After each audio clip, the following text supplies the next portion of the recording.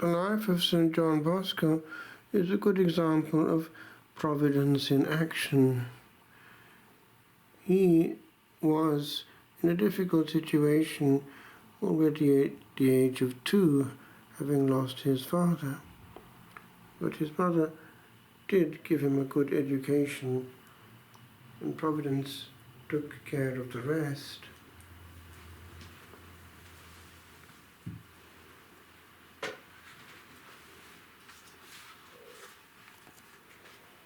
Contacts played an important part in the development of his life story,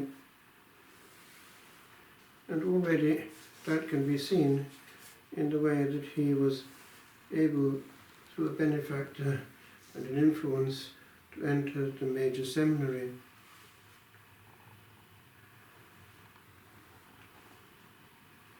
He got financial help from Louis Guala, founder and rector of the ecclesiastical residence of St Francis of Assisi in Turin.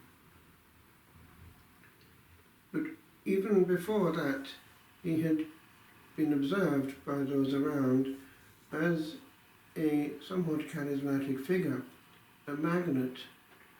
He drew young people after him and became very much aware early on in life that he had a special vocation to take care of these underprivileged ones.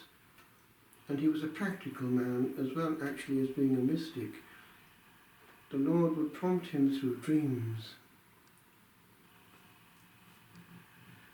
So his ordination took place on the 5th of June, 1846.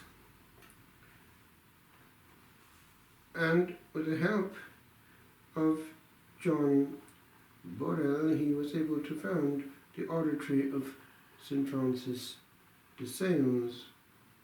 And this gentle saint of Geneva was always a model for him. Kindness attracts.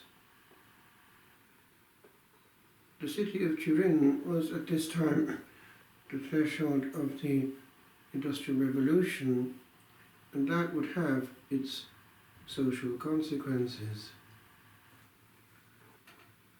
especially for young men. So he had the specific call to be a leader and an educator. And he formulated a system of education based on reason, religion, and kindness. Now, Turin is actually one of the angles of the triangle of Freemasonry, and there was a certain anti-clerical streak around which attacked him, at least criticized him. But he broke through, persevered, and conducted workshops for the tradesmen and manual labourers, schools of arts and sciences for young workers, and schools of the liberal arts for those preparing for the priesthood. And he, mystic though he was, did maintain that 1 in 3 of the boys had on their soul the vocation, but he knew that it was like nature, very generous, and only some took.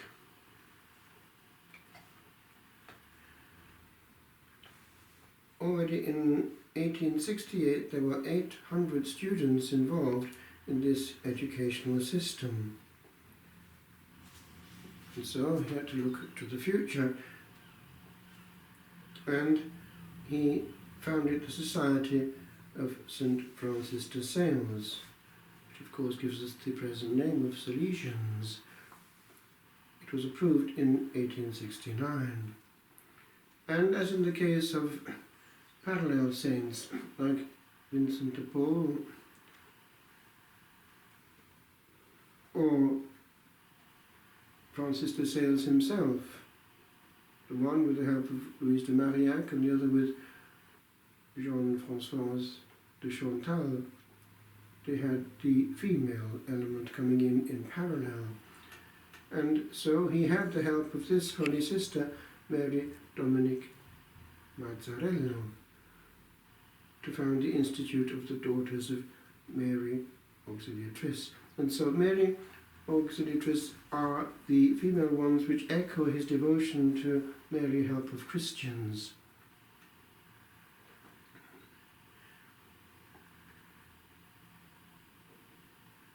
And then in 1875, a wave of emigration to Latin America began, and this prompted the inauguration of the Salesian Missionary Apostolate.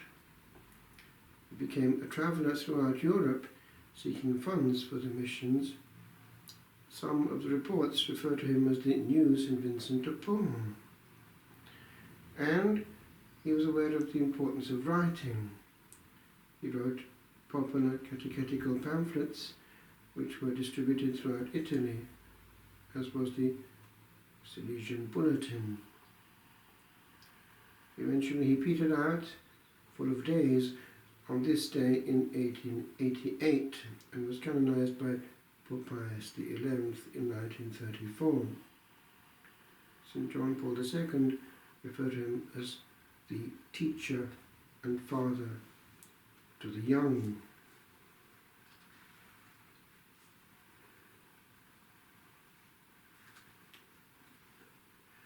And he was a caring soul. Remember, whatever I am all for you, day and night, morning and evening, at every moment, was his invitation to the youth.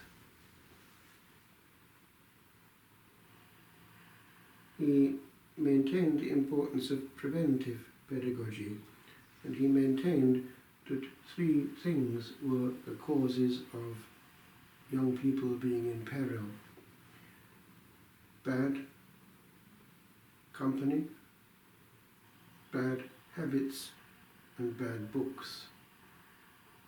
And that has lost none of its relevance, especially if we expand the term books and company to the field of the internet.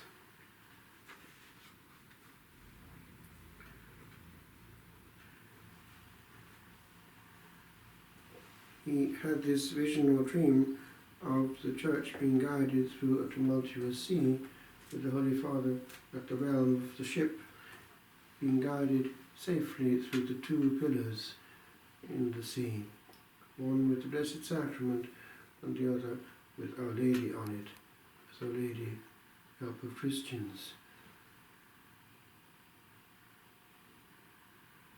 He is a saint for our time, for the youth are the prime target of the enemy, and we need to be one step ahead.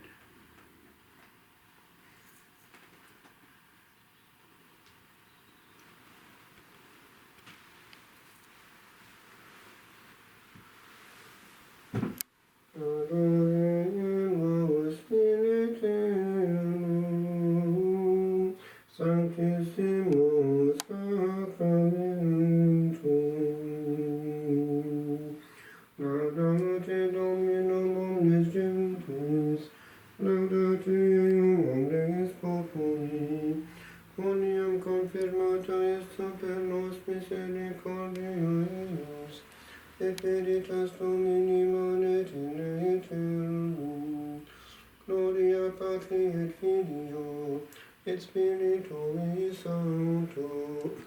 Sicut erat in principio et nunc et semper et in saecula saeculorum.